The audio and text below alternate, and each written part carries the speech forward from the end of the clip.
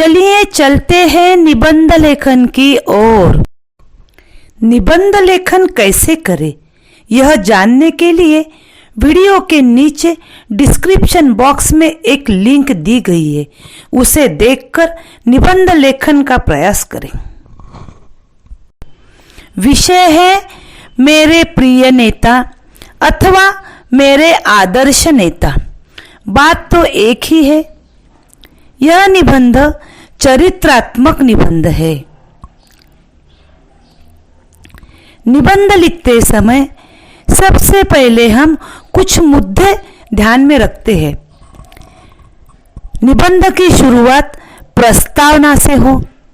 व्यक्तित्व में आकर्षण, अदम्य साहस, स्वतंत्र भारत के प्रथम प्रधानमंत्री, आधुनिक भारत के निर्माता, बच्चों के प्रिय चाचा नेहरू और निष्कर्ष, इन बातों को ध्यान में रखते हुए हम निबंध लेखन की शुरुआत करते हैं।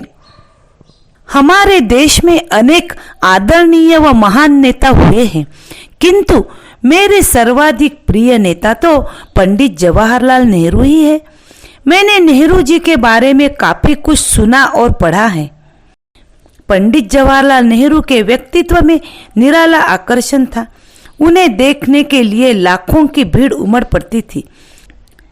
जब कभी वे देश के किसी भाग में जाते थे तो लोग सड़क के दोनों ओर खड़े होकर वहां से उनके गुजरने की प्रतीक्षा करते थे। पंडित जी को भय नाम की चीज छू तक नहीं सकी थी। सन 1942 में भारत छोड़ो आंदोलन चल रहा था। अंग्रेज सरकार का दमन चक्र भी चल रहा था। सर्वत्र आतंक छाया हुआ था। स्वतंत्रता आंदोलन दबाने के लिए प्रयास किए जा रहे थे। ऐसे वातावरण में जवाहरलाल नेहरू जेल से छूटे। उन्होंने देश भर दौरा किया। भारत के कोने कोने में पहुंचकर लोगों को निकट भविष्य में आने वाली स्वतंत्रता का संदेश दिया। उन्होंने देशवासियों में नए प्राण फूंके। 15 अगस्त 1947 को जब भारत स्वतंत्र हुआ तो पंडित जी देश के प्रथम प्रधानमंत्री बने। उस समय में 58 वर्ष के हो चुके थे। इस उम्र में भी उनकी कार्यक्षमता अद्भुत थी। वे प्रतिदिन 16 से 18 घंटे काम करते थे।